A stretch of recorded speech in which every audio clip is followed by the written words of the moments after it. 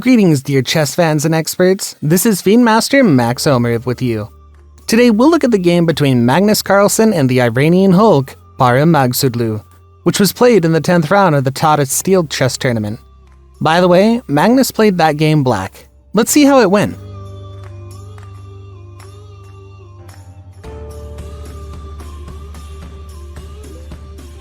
Parham plays d4, to which Carlsen responds d5, c4, e4. And we have the Carlsbad pawn structure. White exchanges on d5, moves the bishop to g5, and then gets a comfortable play. And on occasion is ready to storm the queen side, but we won't see that in this game. After e7, e3. Black's main problem is the light-squared bishop, but Magnus plays h6. They usually play c6 here with an idea to move the bishop to g4. Just like that, to get rid of this bishop problem. The world champion plays h6, and now bishop g4, thus drawing fire on himself. This is a tricky option. White could have played queen b3 attacking the pawn, or queen c2 would have been more canonical, so to say, with the idea of keeping the bishop off the f5 square and then shooting at the g6 square. You'll see the point of this move later on. But Maghsoodloo plays queen a4 check, c6 and bishop d3. He develops his pieces so far, castling, h3, and now the bishop is in question. What do we do with it? h6 makes the g6 square less reliable, but still Magnus plays bishop h5 without fear. Maghsoodloo plays queen c2, noticing the flaw of the h6 move. Now g4 threatens and further taking a pawn, winning a pawn. Carlsen realizes that a storm is coming for his king, so he begins a counteroffensive. c5, g4, exchange. The knight hangs, we should get it. Bishop g6, and Maghsoodloo takes the pawn. It would seem that everything is successful.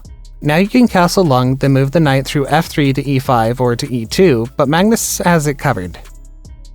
Knight takes g4, a knight sacrifice. It's bad to take on e7 because of queen e7 check, and then also knight takes f2. That's why queen e6 check is played by Parham, to pin down the rook. The bishop hangs, he needs to protect it, and to do that he has to play rook f7, hg, and the h4 bishop is recaptured. Knight f3. This is just another of the advantages of the move queen e6. The rook is pinned, so it cannot take our knight. And the bishop hangs. Queen f6 is played by Magnus Carlsen. He responds by attacking to the attack. The queen hangs, so white exchanges. The bishop moves to f6. Knight d5, knight c6. White has an extra pawn, but the structure is worse. The isolated d4 pawn, the g4 pawn hangs. Black has a great structure and development. In general, the position is about equal.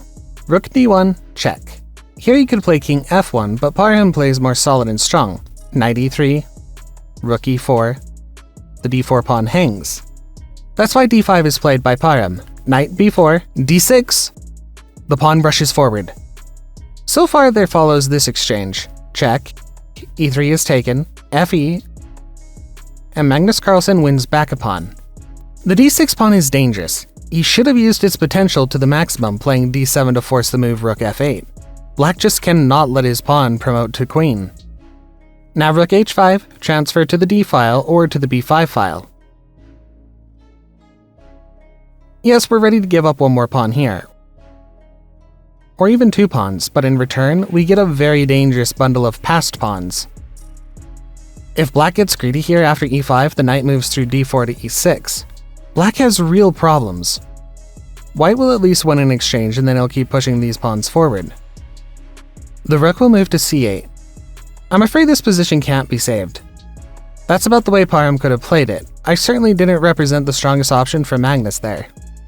All in all, it would have been a very smart move to push the pawn further away, but instead Maghsoodloo plays rook d5.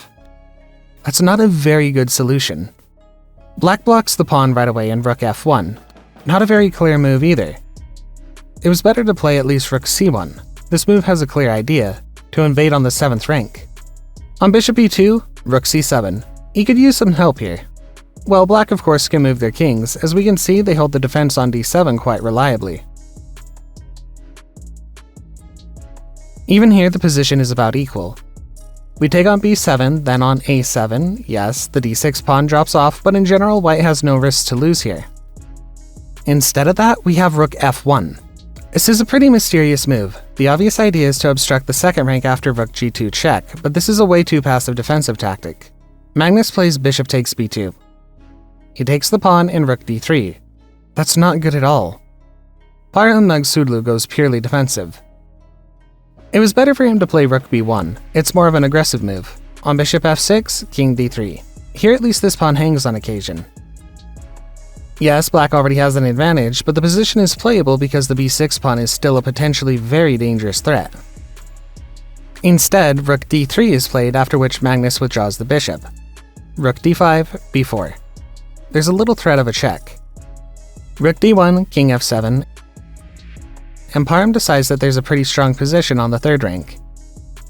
King e6, the knight moves in the direction of the b3 square.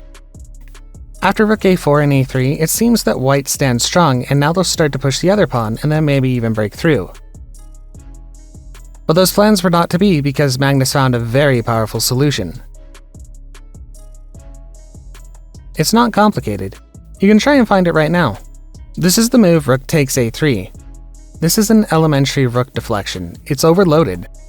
After rook a3, the d5 rook is now without defense, so Magnus Carlsen takes it. And as a result, he has two extra pawns. One of them Magnus gives away later, the h6 pawn. He's not really interested in it anymore, and his main task is to promote the b-pawn to queen. Parham exchanges more pawns here, hoping for some unintended tendencies, but the king is cut off. It can't get in front of the pawn, and that means doom. It means that the pawn cannot be stopped.